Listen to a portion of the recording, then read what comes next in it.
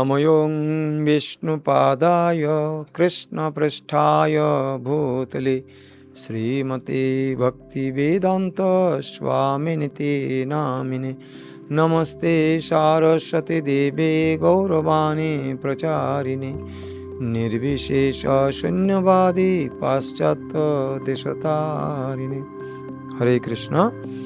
সমস্ত সুধী ভক্তবৃন্দ, আমরা ধারাবাহিকভাবে ভগবান শ্রী শ্রী রাধা পুরুষোত্তম মাসের মহামহিমান্বিত লীলা কথা শ্রবণ করে চলেছি।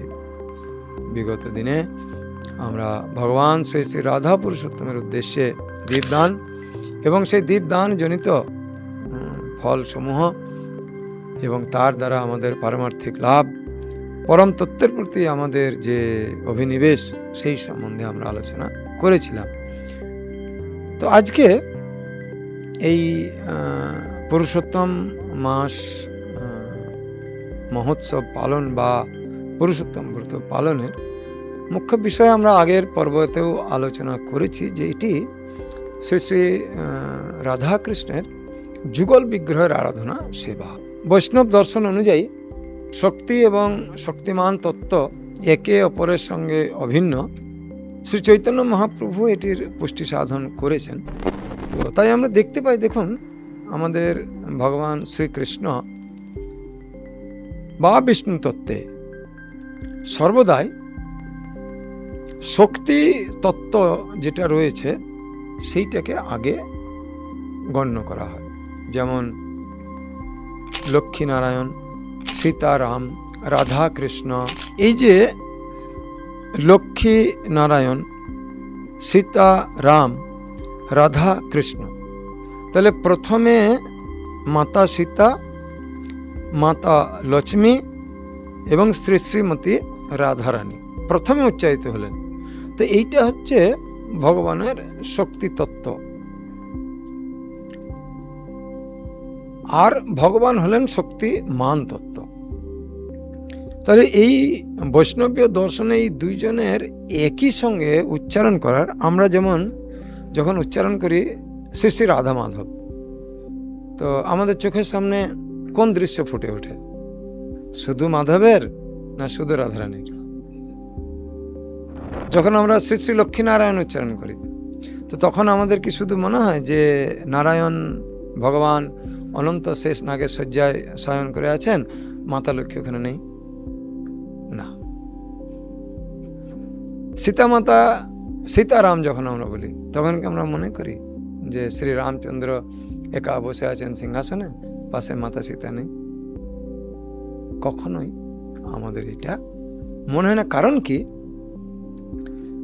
না, বৈষ্ণবীয় দর্শনে শক্তি শক্তিমান তত্ত্ব অভিন্ন, অর্থাৎ ভগবান আর ভগবানের শক্তি দুইটি অভিন্ন। কারণ কি না, দুটি স্বয়ং ভগবান। তিনি তার এই শক্তির মাধ্যমে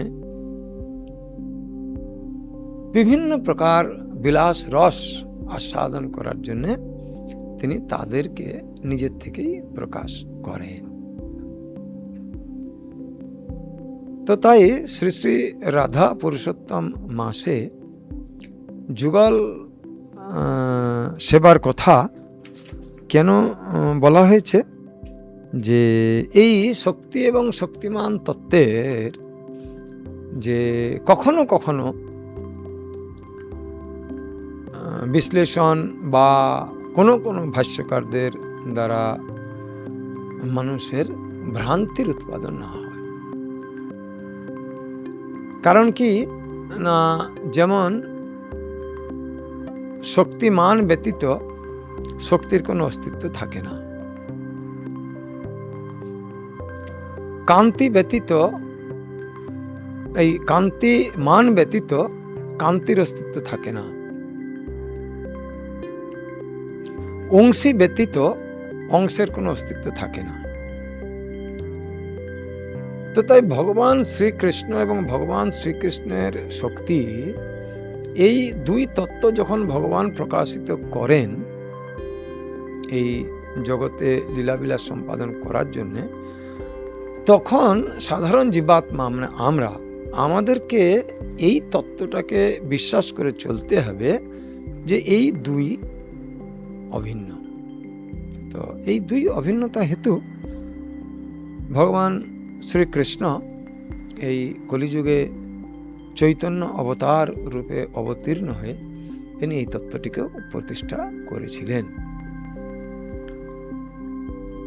সেখানে ভগবান শ্রীকৃষ্ণ রাধারানীর ভাবকে এবং অঙ্গকান্তিকে অঙ্গীকার করে তিনি একই দেহে রাধা এবং কৃষ্ণ ভাব এবং কান্তি দুই অঙ্গীকার করে জগতে অবতীর্ণ হয়েছিলেন।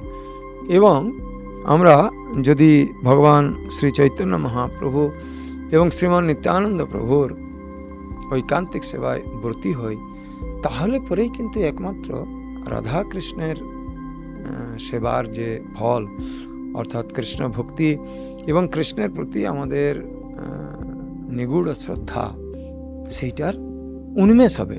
না হলে পরে কিন্তু আমরা শুধু কৃষ্ণ পূজা করে আর শুধু রাধারানীর পূজা করে আমরা এই স্তরে অন্তত পক্ষে সিদ্ধি লাভ করতে বা পারমার্থিক প্রগতি লাভ করতে পারবো না। এখন প্রশ্ন হবে যে অনেকেই তো বৃন্দাবনে রাধে রাধে বলা হয়, আমরা যেমন হরে কৃষ্ণ বলতে অভ্যস্ত, তেমনি বৃন্দাবনে রাধে রাধে বলে তারা অভ্যস্ত। আবার শ্রীক্ষেত্র পুরীতে যাবেন, সেখানে না হরে কৃষ্ণ বলা হয় না রাধে রাধে বলা হয়, সেখানে বলা হয় জয় জগন্নাথ।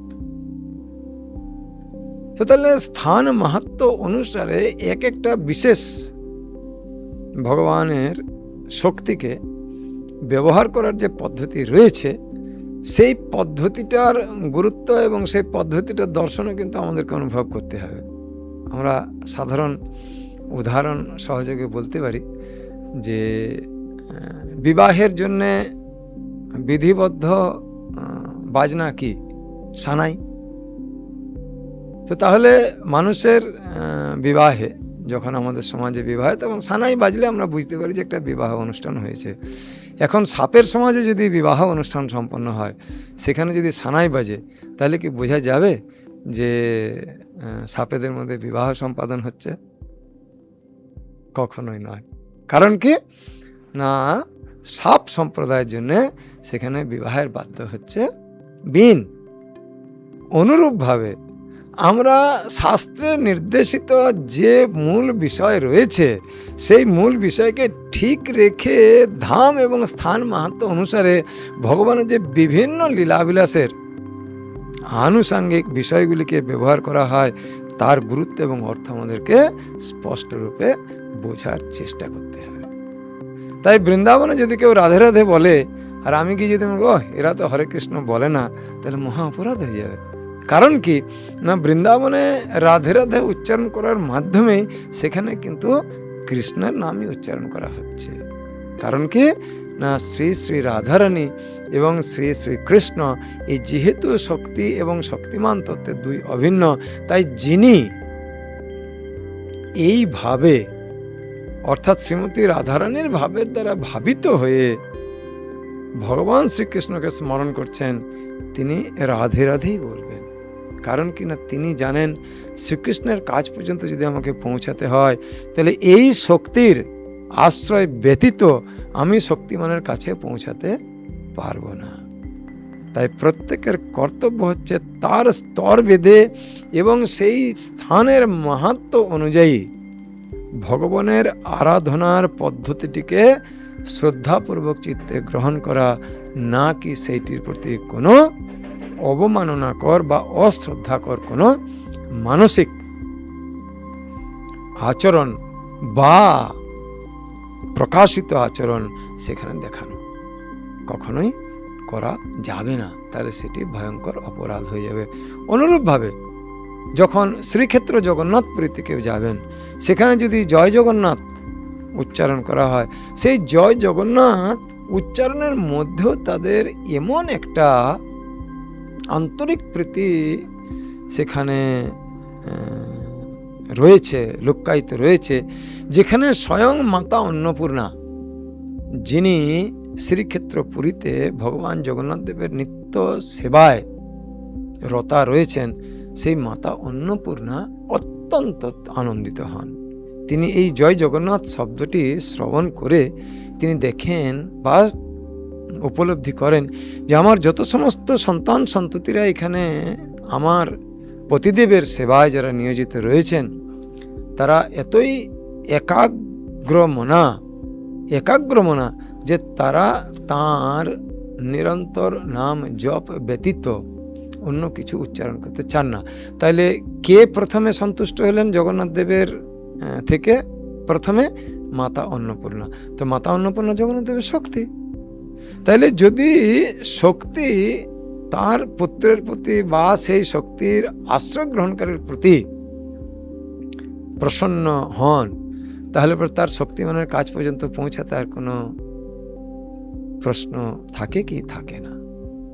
তো তাই এই বৈষ্ণবীয় দর্শনে ভগবানের শক্তিকে আশ্রয় গ্রহণ করা প্রথমেই এই যে এক অনুপম এবং বিজ্ঞানসম্মত প্রথা রয়েছে, এই প্রথাটি একটি অত্যন্ত গুরুত্বপূর্ণ। কারণ কি না, সরাসরিভাবে আমরা যদি ভগবান শ্রীকৃষ্ণের আশ্রয় গ্রহণ করতে চাই, তাহলে পরে আমরা সেই স্থিতিতে নেই যে সরাসরি ভগবান শ্রীকৃষ্ণ আমাদেরকে গ্রহণ করবেন। তো তাই আমাদেরকে প্রথমে ভগবানের যে শক্তিরূপ প্রকাশ রয়েছে, অর্থাৎ শ্রীমতী রাধারানী, মাতা লক্ষ্মী দেবী, শ্রী শ্রী সীতারানী, সীতামাতা, যে সমস্ত শক্তি তত্ত্বগুলি ভগবানের অন্তরঙ্গা শক্তি হিসেবে জানি, মাতা রুক্মিণী, মাতা সত্যভামা, মাতা কালিন্দী ইত্যাদি যত সমস্ত রয়েছে, সেই সমস্ত শক্তি তত্ত্বগুলিকে ভগবানের প্রত্যক্ষ প্রতিনিধিরূপে আমাদেরকে জেনে পরে তারপরে ভগবান শ্রীকৃষ্ণের প্রতি আমাদের অনুরক্ত হতে হবে। তবে গিয়ে আমরা সঠিকভাবে সেখানে পৌঁছাতে পারব। আর এই শক্তি তত্ত্বকে কিভাবে আমরা আশ্রয় করব, তার জন্য যে বৈদিক সাধন ভক্তিযোগ রয়েছে, সেই ভক্তিযোগ অবশ্য করেই প্রত্যেকের গুরুদেব তাদেরকে সেই ভজনে নিয়োজিত করবেন এবং পরিশেষে তারা সুফল লাভ করবেন। হরে কৃষ্ণ, হরি বল। আজ এই পর্যন্ত।